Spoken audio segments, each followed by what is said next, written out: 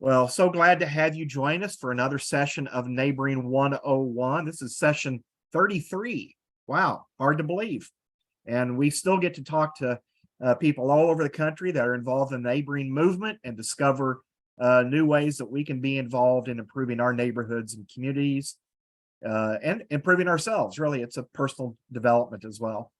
If you were not able to attend this session live or you've missed some others in the past, just a reminder, these are available on YouTube.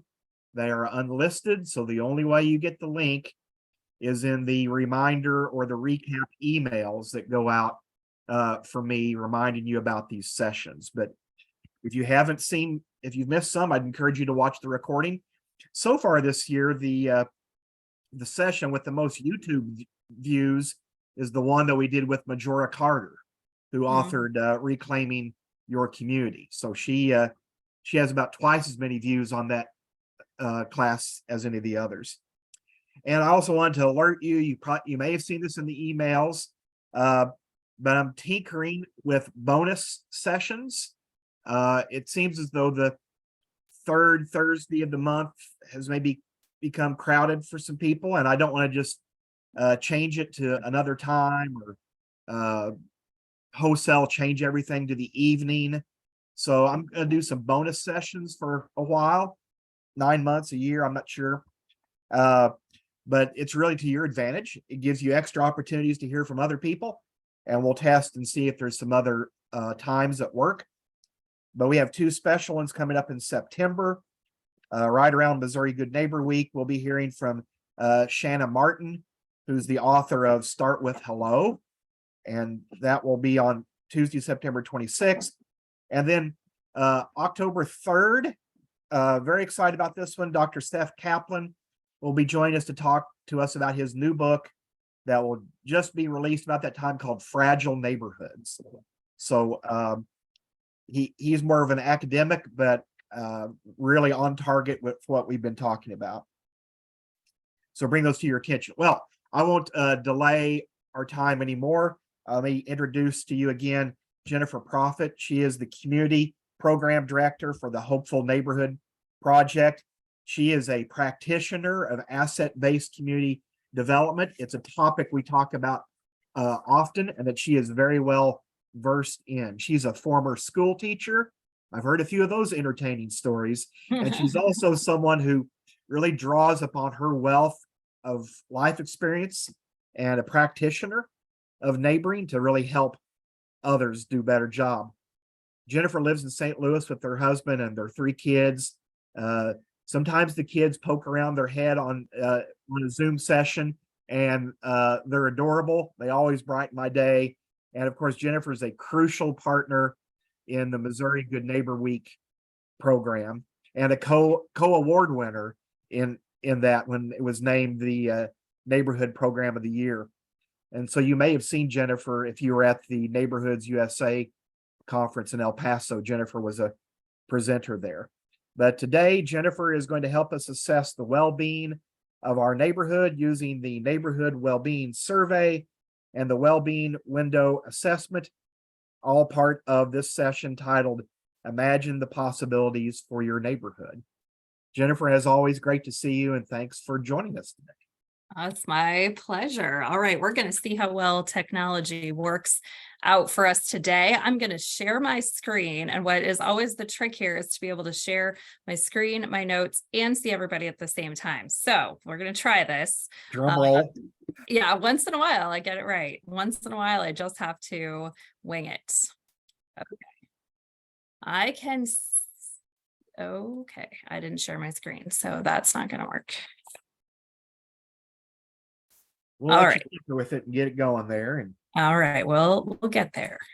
I promise. Optimize for video because that should be coming. Okay, now you should be able to see just a blue screen.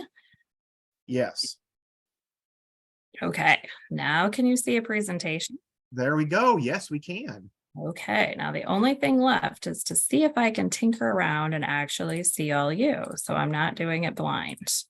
Sometimes I can, sometimes I can't.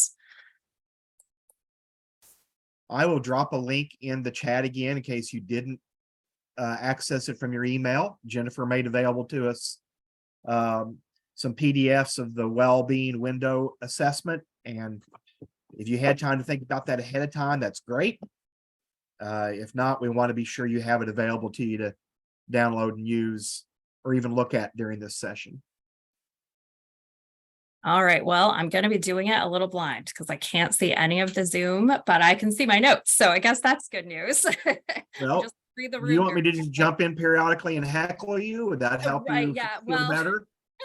if everyone's stopped listening or something like that, let me know because I can't see you. But I'm just going to keep going here because I don't want to waste any more of our time. We got a lot of stuff to cover for today. So thank you for the introduction, David. I really enjoy being a part of this group, particularly because so many different types of neighborhoods show up in Neighboring 101. And as a person who's lived in a lot of neighborhoods, I find so much value in the urban setting. I find so much value in a rural setting, even though my closest neighbor was a mile away growing up. I definitely could tell you I grew up in a neighborhood and small town, suburban. I've had all of the experiences, but I don't often get to talk with groups who all of those experiences are represented. So that's one of the things I love the most about this group. So about me,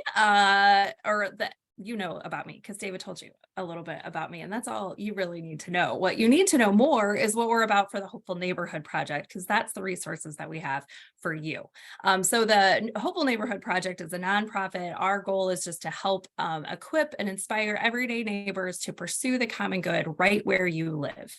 And that's really important to us to mention right where you live, partly because of asset-based community development. And that is really about doing things with the people around you, not in another neighborhood. And sometimes, again, it's why I love this mixed group. We think, well, we should be helping that neighborhood over there instead of thinking, what can I do to make my neighborhood where I live more hopeful? And that's really our goal, because our goal is to improve neighborhood well-being where all people live. And there's a lot of reason why that we'll get in today. So how do we do that? We have a 3-step process that is built on the foundation of asset-based community development. And David mentioned that a little bit. If you've been in this class before, you know what that means. But just in a nutshell, in case you're kind of new to that term or to this class, asset-based community development is opposite of deficit-based community development. So asset-based community development starts with assets. It starts with what's strong, not what's wrong in a neighborhood. And so that is really the basis of what we do, is to start with what's strong. Therefore, we work through this 3-step process with neighborhoods to take that foundation and put a framework for actually doing some good in your neighborhood. And so the first step is discover the gifts. The second step is imagine the possibilities. And the third step is to pursue the common good.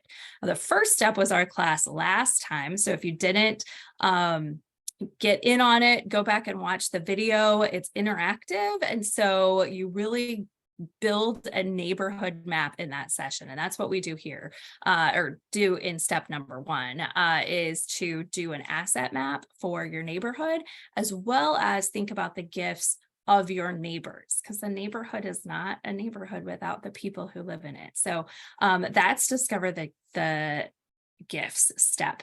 Imagine the possibilities. We do 2 things in that step. So the first thing is to really define and understand neighborhood well-being kind of conceptually, but also think about what is the well-being in our neighborhood. And that's what we're going to focus on today. The next session in September, we're going to do the second part of Imagine the Possibilities, which is pull all these things together. We're going to link all of the gifts and link those gifts in a way that would improve neighborhood well-being wherever you are.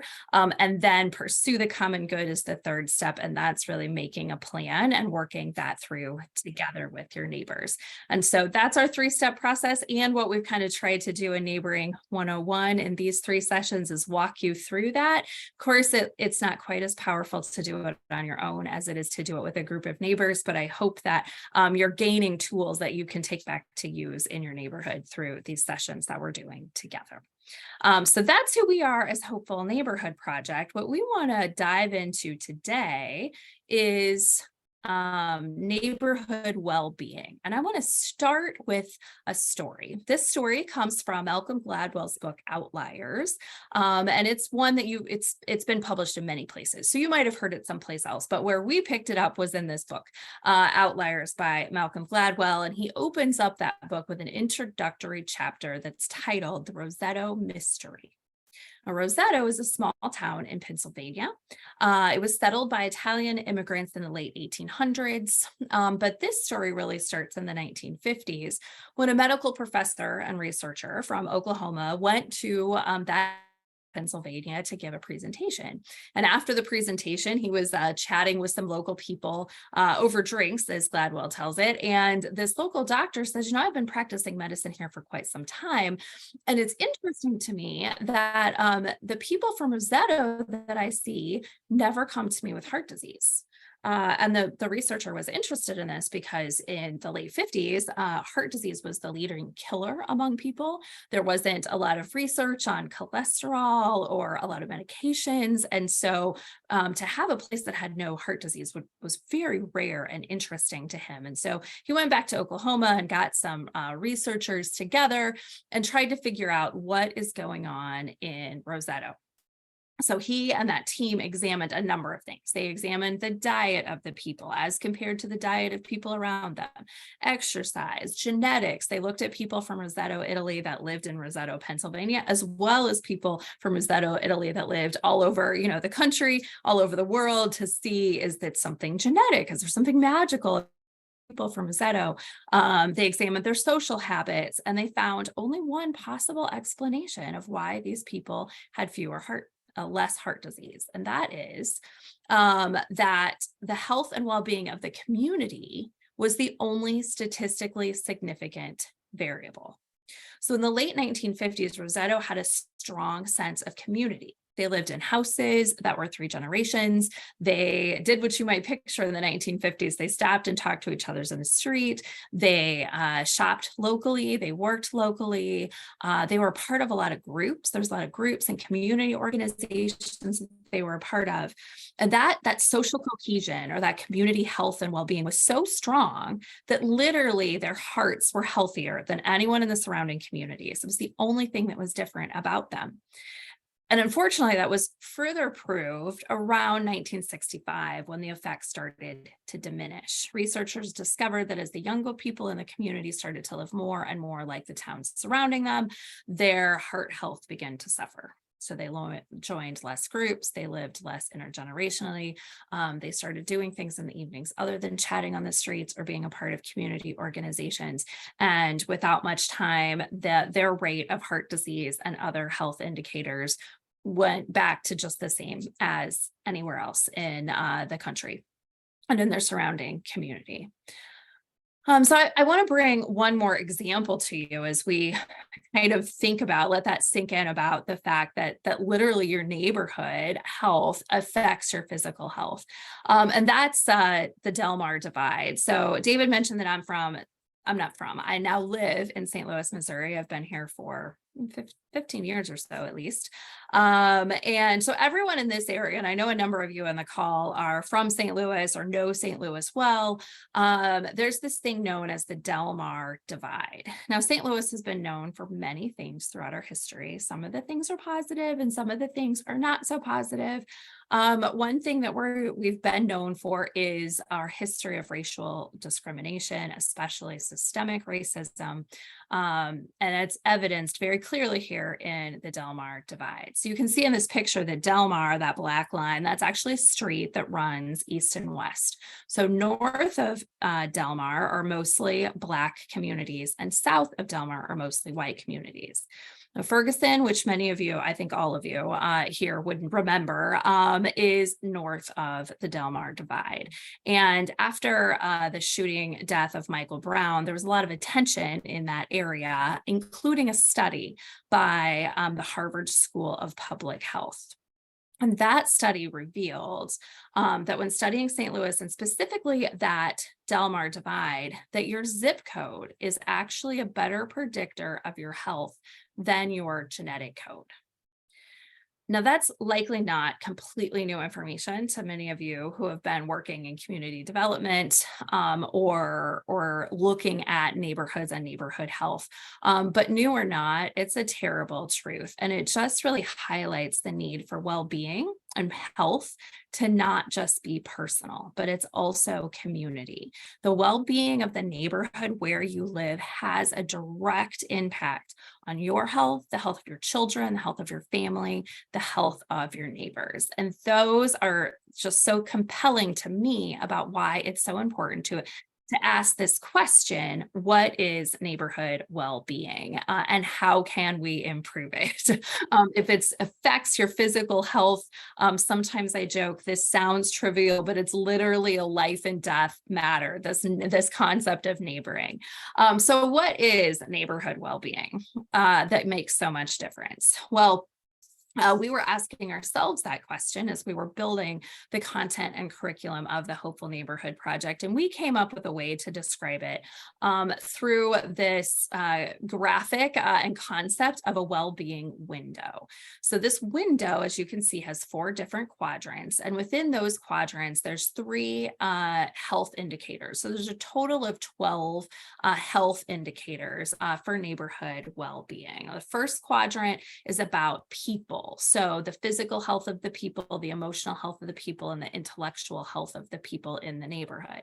The second is relationships. So the social relationships among everyone who lives in the neighborhood, the cultural comfort and relationships in the neighborhood, and the vocational relationships, how we relate to different vocations in the neighborhood. The third is environment. So natural, infrastructural, and residential health, the things that make up the surrounding environment of a neighborhood, are really important. And the last quadrant is about systems. So the political systems, if those are healthy and functioning well in a neighborhood, you think about, it's not even just in America, although it certainly happens here, but other parts of the world where there's not politically healthy systems, the neighborhoods are a lot less healthy. Economic systems are really important, and as well as associational health. So how people are related together, those community groups and access to those and equality in those are part of the system's health. So that in a nutshell is a quick and high-level view of neighborhood well-being. I wanted to take just a few minutes of our time to share a video that we put together that describes this in a different way for those of you who are kind of visual learners. So once again, we will see if I can get this to work right.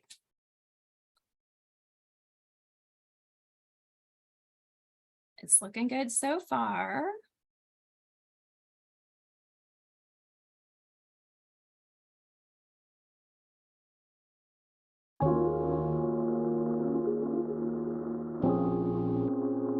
A hopeful neighborhood is where neighbors long for their neighbors' well-being. They want their neighborhood to be healthy and flourishing in every way a neighborhood can be, knowing that a growing volume of evidence shows how connected people's health is to the health of their neighborhood. But the health of a neighborhood is much like the health of a person. It is complex and affected by a wide variety of interrelated factors. This is where the well-being window comes in. The well-being window is a simple model that can help you explore the various factors that affect your neighborhood's well-being, the 12 neighborhood health indicators. In short, the well-being window helps us think in careful ways about the health of a neighborhood's people, relationships, environment, and systems. In Quadrant 1, we explore what exactly goes into determining whether a neighborhood has healthy people or not. What factors can contribute to a lower health among people, or greater health? The health of a neighborhood's people is affected by 3 neighborhood health indicators: physical health, emotional health, and intellectual health.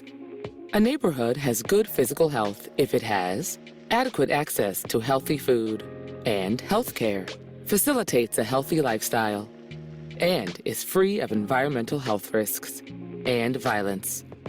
You know a neighborhood has good emotional health if it does not have a history of trauma, has a positive effect on neighbors' mental health, and has adequate access to mental health services. Finally, a neighborhood has good intellectual health if it has access to adequate schools, continuing education opportunities, and a library, and provides opportunities to explore the arts. These three neighborhood health indicators, physical health, emotional health, and intellectual health, are what determine the overall health of a neighborhood's people. In Quadrant 2, we explore what goes into determining whether a neighborhood has lower relational health or higher relational health. A neighborhood's relationships are affected by three neighborhood health indicators: social health, cultural health, and vocational health. A neighborhood has good social health if it is accepting of all neighbors regardless of individual differences, offers equal opportunities for all neighbors, allows for the participation in social and civic activities, creates a sense of shared identity among neighbors, and recognizes the worth of its neighbors. You know a neighborhood has good cultural health if it is accepting of a variety of beliefs, appreciates the diversity of its neighbors, promotes an awareness of the cultural differences among neighbors, and tolerates the diversity of cultural perspectives.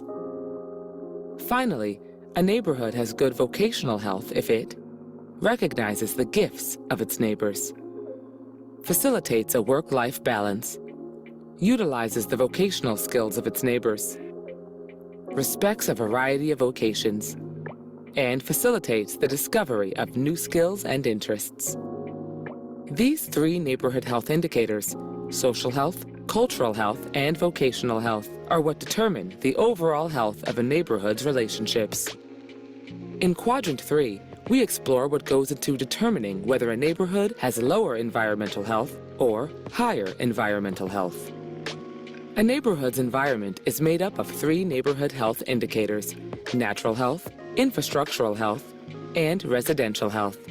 A neighborhood has good natural health if it has good air quality and clean water, is not prone to natural disasters, is free from pests, invasive plants, and noise pollution, has desirable plant life, and desirable wildlife.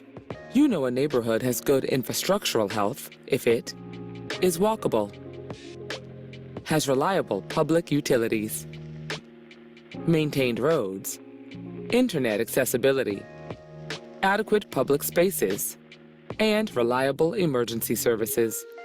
Finally, a neighborhood has good residential health if it is an affordable place to live, is a safe place to live, is well maintained, and offers equal opportunity home ownership. These three neighborhood health indicators, natural health, infrastructural health, and residential health, are what determine the overall health of a neighborhood's environment.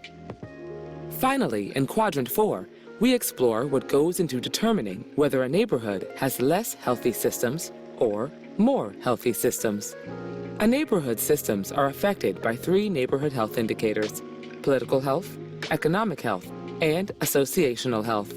A neighborhood has good political health if it encourages civic participation, has civic leadership that represents the diversity of its neighbors, allows for equal opportunity of voice in civic affairs, holds its neighbors accountable to civic standards, abides by the civic standards of the larger community, and applies civic standards fairly among its neighbors. You know a neighborhood has good economic health if it has adequate access to commerce, is economically healthy, benefits from surrounding businesses, has access to adequate funding, and has an appropriate employment rate. Finally, a neighborhood has good associational health if it has a variety of volunteer opportunities within groups, benefits from volunteer associations, and provides opportunities for neighbors to pursue their interests together. These three neighborhood health indicators, political health, economic health, and associational health, are what determine the overall health of a neighborhood's systems. Every neighborhood is unique, of course. Health indicators can change over time, and no neighborhood is perfect. This is why a hopeful neighborhood is where neighbors long for neighborhood well-being. Looking at your own neighborhood through the well-being window and learning more about these 12 neighborhood health indicators can help you dream in bigger, better, and more practical ways for your own neighborhood. We're not going to do the discussion questions. Those are a long list of information, Jennifer. But as great content, I'll remind people of the link again because they can download that and has all those indicator items on them. Yes, exactly. And that's kind of what we're going with next is how would you actually measure those indicators? So it's important to think about them and know what they mean, but those statements are also all measurable statements. And so we've developed a survey to help you measure those statements. And that's what the link is. And that's what we're going to take the next few minutes just to do together is to do this survey. Now, it's not a super great indicator of your neighborhood health if you just do one survey. So if you're the only person who does this survey, while it's an important thing, it's helpful to know how you feel about the health of your neighborhood. It's not necessarily a complete picture on the actual health and well-being of your neighborhood. And so after we get through this, we'll also talk a little bit about how you can collect other surveys and what kind of things you can do with that information. And so if you printed that off, you can go through and just write yes and no. If you didn't, I have all of those questions here kind of listed out. And if you could grab a scratch piece of paper, a napkin, the note feature on your phone, we can actually do this survey together just to give you a quick picture of how you feel about the health and well-being of your neighborhood. So here's how we're going to do this if you don't have the paper printed. I have kind of the top, the quadrant that it's in, Q1, and then I have the questions sort of separated out. So you can just jot this down and I'm going to just read them really quick. And we're going to just power through this so we don't take too much time and I leave time for discussion. But I thought it would be helpful to kind of do this together and really take it from theory into practical. I wonder how my neighborhood actually scores. So Q1, people, the first indicator is in that kind of category of physical health. So you can just write a Y for yes or an N for no next to, number your paper, whatever, 1 through 5, and then a Y for yes and N for no next to those numbers. You don't have to write this all out. So anyway, in this first quadrant, we have my neighborhood has adequate access to healthy food. My neighborhood has adequate access to health care. My neighborhood facilitates a healthy lifestyle. My neighborhood is free of environmental health risks. And my neighborhood is free from violence. Now, this is where I'm really at a disadvantage because I can't see your faces. But I'm going to just kind of keep going ahead, knowing that if you don't get this all completed, that's okay. This is just to really help you kind of start assessing and thinking in this way about your neighborhood health. I don't see any questions in the chat. I might ask one just for clarification here at these early questions. Sure. So we're really answering these questions from our perspective, how we would define them. So like, does your neighborhood facilitate a healthy lifestyle? I would say yes, because there is a gym. Yeah. I don't take advantage of it. So, so there's a lot of us that aren't very healthy, but it's there that we can make that choice if we wanted to. Yes, the access, because that's not, another thing is, is there green spaces? So access to a healthy lifestyle, are there sidewalks? Can you safely get outside in your neighborhood and walk around? Could you run if you wanted to? Does it facilitate that? Another example I had thought of in my mind for that one particularly, and there's one other that I thought about is, you can live in an apartment building and that can kind of be your neighborhood, and your apartment building could have all the extra spaces have like computer hookups and like to-go coffees. That isn't necessarily facilitating a healthy lifestyle lifestyle, or in another question, a work-life balance. But if your apartment has, a pool and a workout center and a relaxation spot and maybe a place on the roof with extra plants, that would be facilitating a healthy lifestyle. Very All right, good. next one. And I think it's also important, just like with any test or survey like this, not to overthink it, just to kind of put your gut reaction. And that's why I'm happy to take questions, but also I'll go kind of fast, because you can really overthink it and be like, well, it has 1, but does that access, or does it take 5 to make access? Just go with your gut, because that's what an indicator really is your gut of how healthy your neighborhood is. And these work together as a total system when you get a lot of surveys together, which is the real goal of doing a well-being survey. So the next 2, you can put kind of 2 little in quadrant run. The second one is emotional health, and then the third one here is intellectual health. Less numbers here. So 1 through 3 on emotional health. Number 1, my neighborhood does not have a history of trauma. Number 2, my neighborhood has positive effect on neighbors' mental health. Number 3, my neighborhood has adequate access to mental services. Again, some of these are kind of subjective. It's okay. That's the type of survey that it is. We'll talk about how to get more objective information at the end. Next quadrant, number 1, my neighborhood has access, not quadrant, next category, intellectual health. Number 1, my neighborhood has access to healthy school, has access to adequate schools. So, if you're in St. Louis and all the schools are failing, you might not feel like you have access. There is charter schools, so that kind of depends on what your view of it is. But the point that a lot of the schools are failing indicates that there's some health that isn't great there. My neighborhood has access to continuing education opportunities. My neighborhood has access to a library. My neighborhood provides opportunities to explore the arts. Those are signs of healthy intellectual health in a neighborhood. All right, next we have relationships in quadrant 2. So you can make a little indicator quadrant 2 if you want to. Really, it's just the totals overall. You should make a little quadrant 2 so that you can get the totals in each quadrant. So make a line, something to indicate we're now in quadrant 2, which is relationships. The first category here is social health. And so number 1, my neighborhood is accepting of all neighbors, regardless of their differences. My neighborhood offers equal opportunities for all neighbors. My neighborhood allows for participation in social and civic activities. My neighborhood creates a sense of shared identity among neighbors. And my neighborhood recognizes the worth of its neighbors.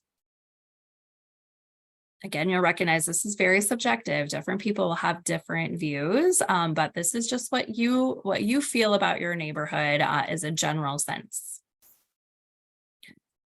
Next 2, the final 2 in this quadrant, cultural health. You can number 1 through 4, vocational health 1 through 5. Cultural health, number 1 is my neighborhood is accepting of a variety of beliefs. Number 2, my neighborhood appreciates the diversity of its neighbors. Number 3, my neighborhood promotes an awareness of the cultural differences among neighbors. And number 4, my neighborhood tolerates the diversity of cultural perspectives. And as you're writing this down, I just want to point out, this is why it's important not just to get a number of surveys, but to really focus on getting surveys from a lot of different viewpoints in your neighborhood. If you only get surveys from people who look, think, and act like you, then you're probably not going to get a great picture of the health of your neighborhood. But if you get some younger people and some older people and some people with children and without children, people who have lived there in America their whole life, people who haven't, all those different kinds of things, different kinds of belief systems, that's going to give you the best picture of the health, especially in this quadrant, but really, really everywhere in all the quadrants, because it can vary. And next is vocational health. So 1 through 5 on vocational health. My neighborhood recognizes the gifts of its neighbors. My neighborhood facilitates a work-life balance. This is the one where I thought of the apartment example. So I've seen some apartments that really make it so that you could work all day long without taking a break if you wanted, and that doesn't necessarily facilitate that balance. I was trying to think of how can a neighborhood impact that, and it can. My neighborhood utilizes the vocational skills of its neighbors. 4, my neighborhood respects a variety of vocations. And 5, my neighborhood facilitates the discovery of new skills and interests. And this one, I think, caused me some extra thought as I was going through these one more time. For example, my neighborhood respects a variety of vocations. That seems kind of common that like, well, we respect, doctors or this, but I grew up where the respect was definitely in the blue collar farming community. And there was less respect maybe for someone who had a desk job. And so it's an important thing to think about. Are we respecting the gifts that everyone brings? No matter what the majority of people do we respect the gifts and the vocations of everyone in our neighborhood? And that was a new thought for me. So I just bring that to you as you're writing out your answers. All right, quadrant 3. This is environment. This is what we often think of about neighborhoods, and this is a really important one. Residential health is the first one here. And so 1 through 4 on residential health. My neighborhood is an affordable place to live. My neighborhood is a safe place to live. My neighborhood is well maintained. My neighborhood offers equal opportunity home ownership. Again, this is subjective, so there's a lot of objective information we can get in this category, particularly right now, especially I know there's a few real estate agents on here and they've probably got all sorts of thoughts about this. But in general, I just want your gut on this one, and then we'll talk about how to fill out this information for a more complete picture in a minute. Natural health, this one has a lot, but they're pretty quick to answer. So 1 through 8 in natural health, my neighborhood has good air quality. My neighborhood has clean water. My neighborhood is not prone to natural disasters. Obviously, anyone could, but there's some neighborhoods that have more likeliness, flood areas, earthquake, hurricane, that kind of thing. My neighborhood is free from pests. My neighborhood is free from invasive plants. I did spend a minute trying to decide if I should count dandelions as invasive plants, but just do what your gut says. 3, my neighborhood is free from noise pollution. 6, not 3, 6. 7, my neighborhood has desirable plant life. And 8, my neighborhood has desirable wildlife. Rats might be wildlife, but not desirable. Infrastructural health, again, a little bit longer, but pretty quick. My neighborhood is walkable. My neighborhood has reliable public utilities. My neighborhood has maintained roads. My neighborhood has internet accessibility. My neighborhood has adequate public spaces. My neighborhood has reliable emergency services. And we're on to the last quadrant here. This one again has quite a number. This quadrant is systems, if you're labeling it, and political health is the first category within the quadrant. 1, it's 1 through 6 if you're numbering ahead of time. 1, my neighborhood encourages civic participation. 2, my neighborhood civic leadership represents the diversity of its neighbors. 3, my neighborhood allows for equal opportunity of voice in civic affairs. My neighborhood holds its neighbors accountable to civic standards. 5, my neighborhood abides by the civic standards of the larger community. Fireworks come to mind here. And 6, my neighborhood applies civic standards fairly among its neighbors. These might not be areas you've thought a lot about. And so again, this can not only give you an indication of what you know about the health of your neighborhood, but maybe some things you don't know and want to learn more about the health of your neighborhood. These I would have to think about or find out more about after I did my gut reaction. And these are the last 2 here, economic health 1 through 5 and associational health 1 through 3. Economic health, 1, my neighborhood has adequate access to commerce. 2, my neighborhood is economically healthy. Number 3, my neighborhood benefits from surrounding businesses. Number 4, my neighborhood has access to adequate funding. And number 5, my neighborhood has an appropriate employment rate. This section, David, really made me think about the session with Marjorie Carter, because a lot of what she was talking about in that talent retention has to do with access to commerce and economically healthy and benefits from surrounding businesses. And that's really an area that she has impacted the health in her neighborhood in this way as an economic health. So I thought of her, and I thought of it again then when you said it earlier.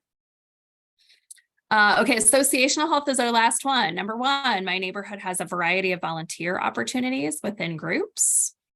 Number 2, my neighborhood benefits from volunteer associations. And number 3, my neighborhood provides opportunities for neighbors to pursue their interest together.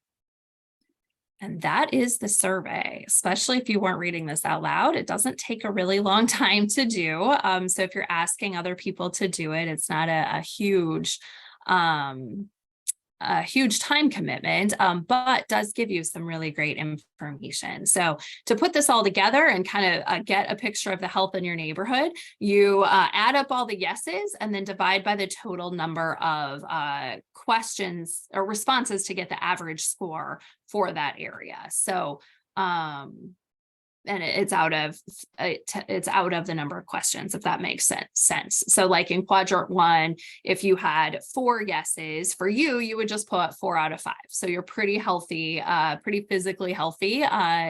Your neighborhood impacts your physical health pretty positively. That's how I want to say that. If you had 20 surveys, then you would add up everybody's number. So 4, 3, 5, 2, 1, 4, add all those up, divide by 20, and that would be, you have a 3.5 out of 5 or something like that for physical health. And then if you had this whole sheet, we would say add some observations. So an observation might be, oh, everybody scored this the same. Or everybody scored this one question the same. Or it might be, half of our surveys put 5 for this one question and the other half put 1. So clearly somebody's not having the same experience. So 10 people said there's access to healthy food and 10 people said there's not. Why would that be? And so you could just jot that down as a question to look into more later. So I'm going to pause there. And I see I have a typo on here. I apologize. It should be survey questions. Do you have any questions on this survey? I have a little bit more information to share, but I wanted to pause here and give you a chance to ask questions right on the heels of going through this. I think anybody can take themselves off mute and ask a question or raise a hand and we'll get you.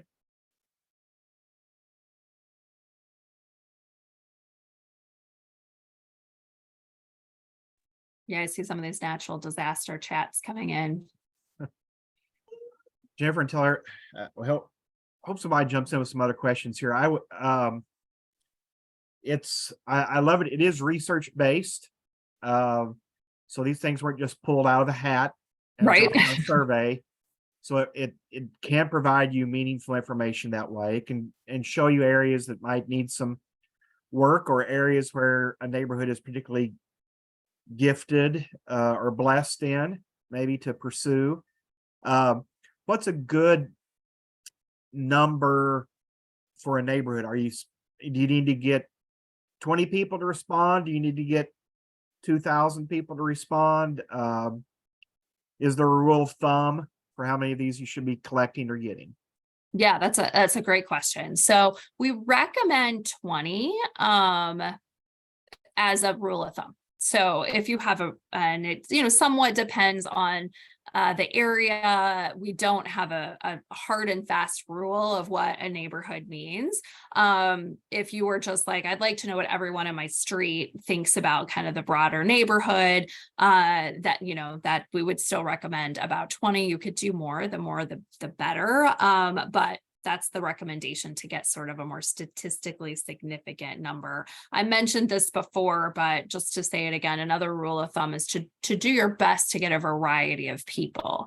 So if you have a mix of renters and homeowners in your neighborhood, try to make sure you're getting surveys from both of those types of groups. Or if you have community college students rather, as well as community members, trying to get that mixed up. For example, I went to college in a small town, and there was definitely a difference between the college people and the people connected to the college and the people not connected to the college. And so, just understanding what some of those divides might be to make sure you're getting surveys that are really diverse to give you the best picture.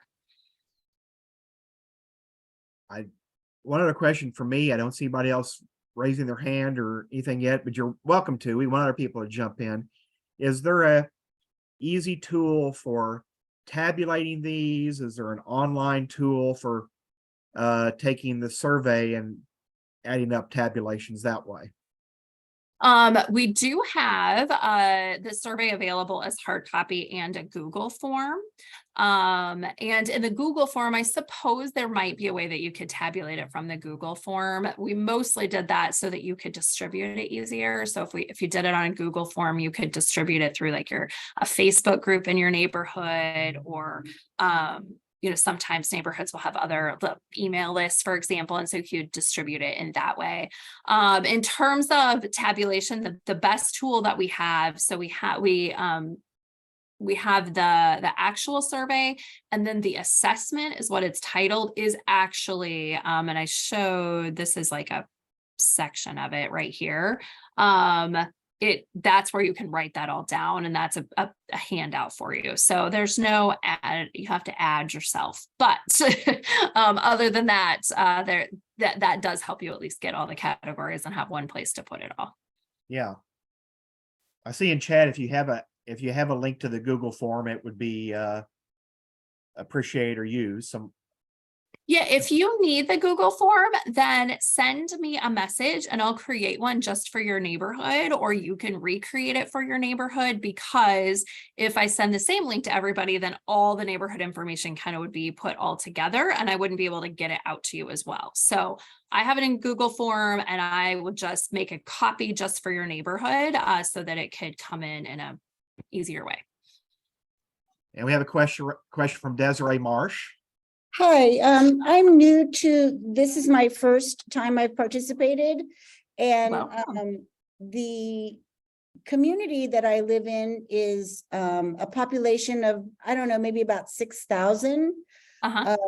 So would I consider the community as a neighborhood or break out into individual neighborhoods? Yeah, it's a really good question, and it's not clear anywhere. And so we do have a section in our training that says, the first thing you have to do is decide what you're going to use for neighborhood.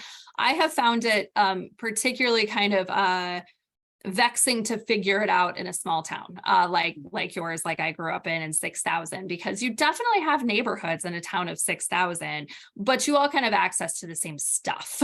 And so I would say that for like the purpose of well-being, I might go ahead and go with either like a half section of or the whole thing as one section for a neighborhood. If you're going to try to do a project related to this in our 3-step process, you might want to divide it up just a little bit smaller and say, there's this kind of subdivision area that we're going to consider neighborhood. But when we're, looking at our gifts, we know that we have to put downtown as, even if it's not actually in our neighborhood, we'd have to count downtown, because there's not going to be any, commerce anywhere else in a small town. So, so I guess for this, I would consider 6,000 if you're doing this in isolation. If you wanted to do it a part of the whole process, you might go with a smaller group. Does that answer your question? Yeah, it does. And then one other question, that would it be fair to take surveys from people that live in various, I was thinking like maybe break it out by the wards that we have.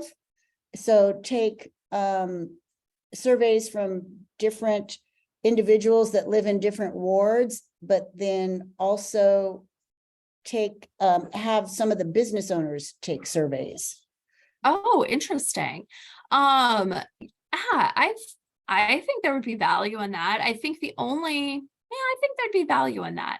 Right. If the businesses are not locally owned, Mhm. or let me not just say locally owned, but let's say like, a franchise, I might consider that locally owned. But, if it's sort of like there's 2 employees here, it's QT, it's 2 employees, but all the owners and everybody else lives far away, then it might not be as, kind of local. But I think businesses and the people then who are in them have a very interesting and Mhm. important view that would be great to capture, especially if you're thinking about like the economic health questions and things like that. That would be great to have that mixed into the averages. Okay, very good. That's just what I needed to know. Thank you. Great. Thanks for your questions and welcome. I'm excited that you're here. Oh, me too. All right, I'm going to keep going just a little bit more and we'll still have time for questions and I can always hang on later. We answered most of this, how you could conduct the surveys. And so I'll just keep moving for that. If you were in the session last time, we talked about our principle of the 3 R's: recall, reconnaissance, and research. We always find that helpful. It's a way to kind of get at objective and subjective data. And so recall and reconnaissance are really handled by the survey. You're getting multiple perspectives, you're getting observations, you're using your memory. But research can add that element of objective data and can help you understand some of the things that you might observe from the subjective data. So for example, I mentioned, maybe 10 surveys come in with, we have, access to adequate healthy food, and 10 say that you don't. So that might be an area that you might want to use some research. So you might want to say, okay, let's like plot out all the grocery stores. Let's pull up Google Maps, plot out all the grocery stores and see, maybe it's a town of 6,000 and they're not equally distributed. So some people are like, yeah, I can ride my bike there. And other people are like, I don't have access to that. It's a whole day trip to get into Walmart and take all the kids and whatever. I don't consider that, access to healthy food. So research then can help you kind of color in the line in the picture, let's say, of what the subjective data is telling you. If you go to hopefulneighborhood.org/research, there's links to all these different ways that you can get some research to help you with understanding your neighborhood well-being. So that's hopefulneighborhood.org/research. And then quickly, just to say how you can use this just on your own. You can use it just as a tool to understand the well-being of your neighborhood. You could also use this, how we're going to within this 3-step process, to help you create kind of a meaningful possibility statement. So when you link the gifts together to say, okay, we're going to, build a little library, but to really make that meaningful, we can say something like, in order to increase the access people have and help their intellectual health. That's why we're doing this. That's the greater good of creating a little library. Now, one of the things I always think it's important to say in this, we are asset-based, and we talked about that's what's strong, not what it's wrong. What is tempting is to pull out this survey and be like, oh, this is the health indicator that has the lowest. We should try to figure out something here. And that is a temptation. It's not necessarily a bad thing, because if you're still saying what gifts do we have that can impact this area of health, that's still asset-based. But I always say this isn't meant to give you like, now you must be looking at the lowest health indicator, because any area of your neighborhood can be more healthy.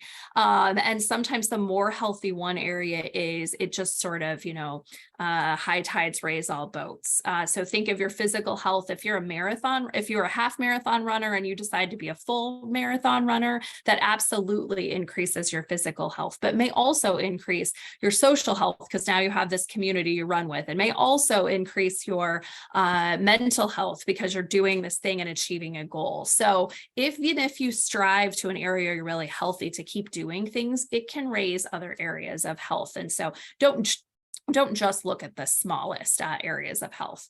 Really, this is also meant to just that the whole point of this is to give you a complete and accurate picture of your neighborhood health, because we see how important it is for people to utilize the gifts. They need to be physically healthy, and to be physically healthy, your neighborhood needs to be healthy. And so that is why we do this, to really help you think about all different things.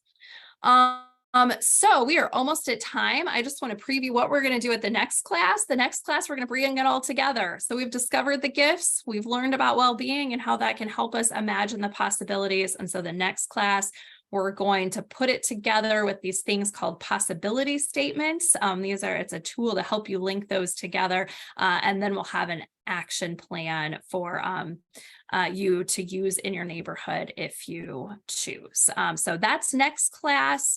If you do like this stuff and want to bring it to your neighborhood and say, but I don't know if I can do it just from the little bit Jennifer shared, you can go online, there's the courses, and you can work through this yourself. All of the handouts are there, all of that. You can work at it at your own pace, or you can go to hopefulneighborhood.org/labs, and a facilitator will come to you and walk your neighborhood through this lab. David serves as a facilitator. I serve as a facilitator. We have some other people who serve in that capacity as well. And with that, I am done. I will stop sharing.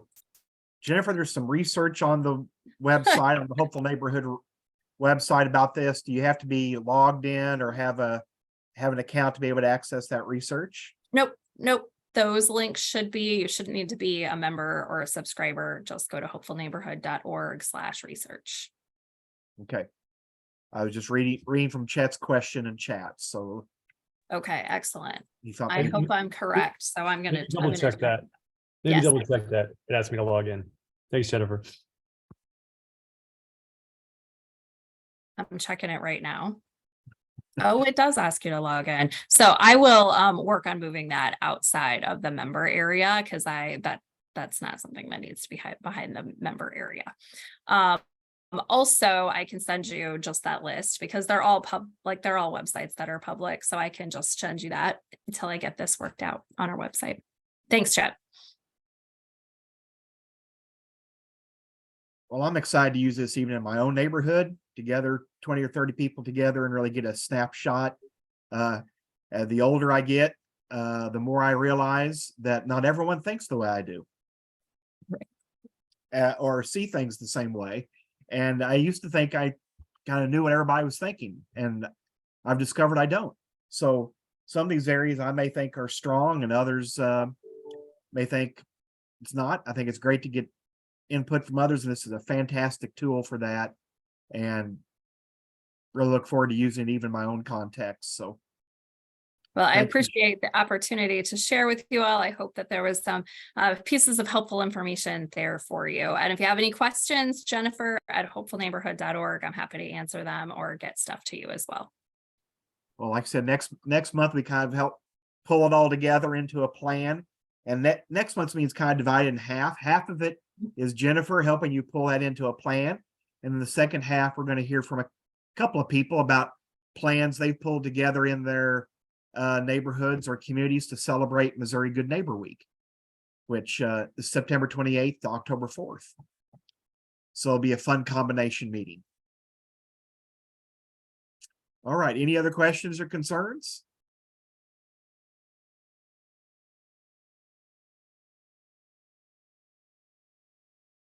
All right. Well, it's great to have you on here today. Thank you for joining us.